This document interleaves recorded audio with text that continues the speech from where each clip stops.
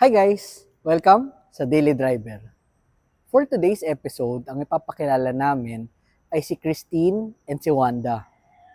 Nakakatuwa lang isipin kasi at such a young age, nakuha niya na ang kanyang dream car.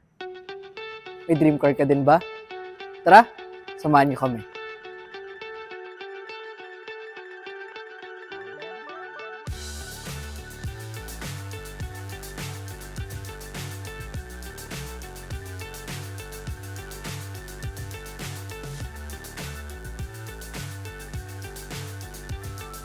I am Christine and I'm driving a Jeep Wrangler 2016. So sa household namin, ako lang ang marunong mag-drive ng car.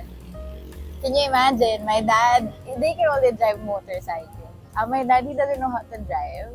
So if you're going to ask me if I'm exposed to it when I was a kid, I'm not.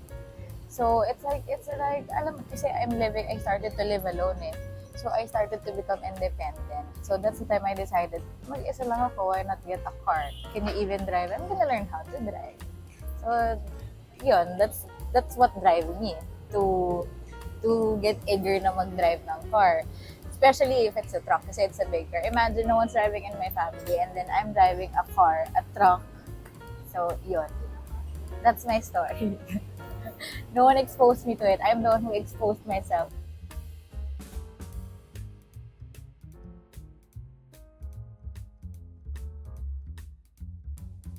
Siguro when I was in high school, doon ako na-curious about the car industry.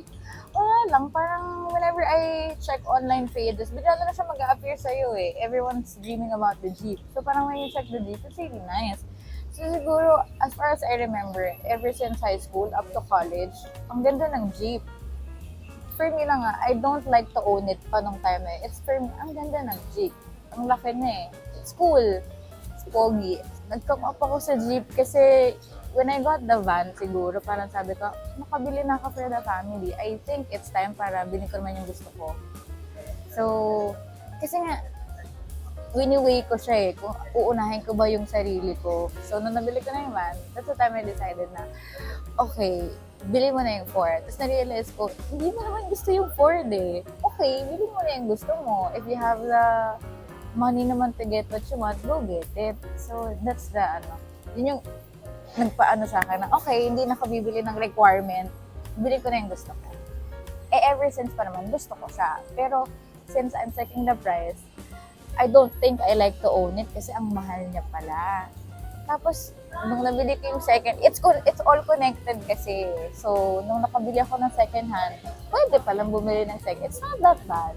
Hindi naman pala ganun kasama bumili ng second-hand cars as long as you can maintain it. From the van, I got it na sa family ko. So I decided, instead of getting a Ford Everest, I'm gonna get what I want. Even if it's second-hand. So yun, that's the story.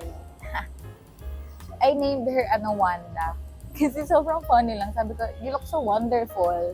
Sabi ko, sige, I'll just call you Wanda. Doon lang siya nag-come up sa word na wonderful. I chose Wanda because she's wonderful.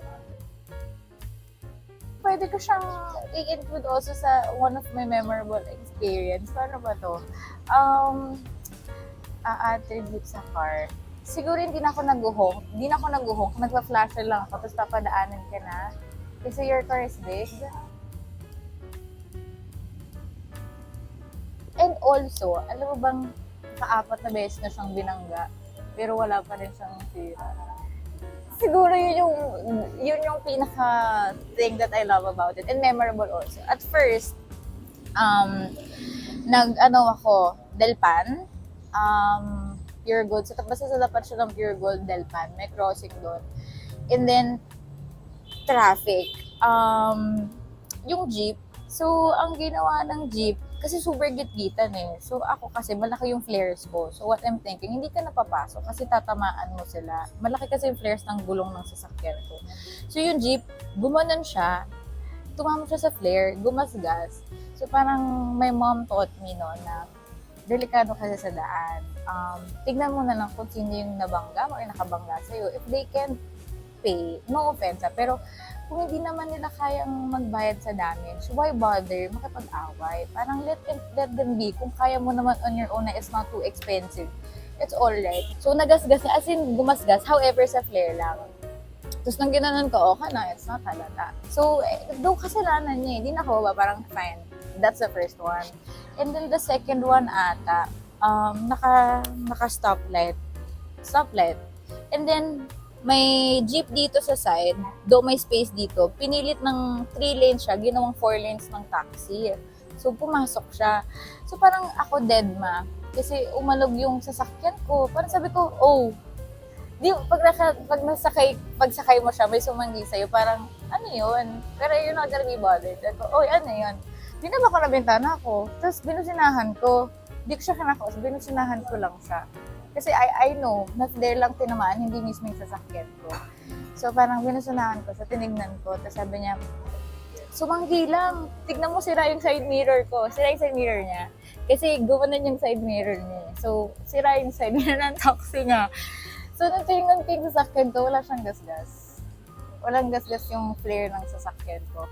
And then yung third, paliko ako ng crossing. Kasi merong sedan dito, ako. And then may Land Cruiser. So, nung pagka-right turn ko, parang umalog yung sasakyan ko. Sabi ko, oh my God, sino yung naipit ko? So, while driving, nag-hazard ako. I slow down. Tapos binaba ko yung bintana ko. Kasi silver yung Vios na nasa gilid ko eh. Tapos hindi siya tinted, matanda yung nagda-drive. I can see kasi bago ako nakita ko siya kasi nakaalalay ako sa kanya kasi pag gumanon ako, matatamaan ko siya because of the LC. Kasi hindi ko maano doon eh kasi may sasakyan so kailangan ganun. So what happened? Tinitignan ko siya. Nung pagkaliko ko, umalog. And then what I did, ako yung una nakapas bago sila eh. Nagulat ako, may tumatawang motorcycle rider sa tabi ko. Hindi ko alam kung may nabangga ba ako or what. So, binaba ko yung bintana ko to ask the driver, sir, okay ka lang, nasangga ba kita? So, hindi siya bumaba ng bintana. Feeling ko, ang inisip niya, nabangga niya ako kasi sumisingit siya. So, in my mind, I'm gonna say sorry to him. Sir, sorry. Kasi lagi akong, pag may nakaalitan ako sa daan, lagi, sir, what happened? Are you okay? Hindi ako nakikipag-away talaga. So, this is Christine and this is Wanda and this is my daily driver.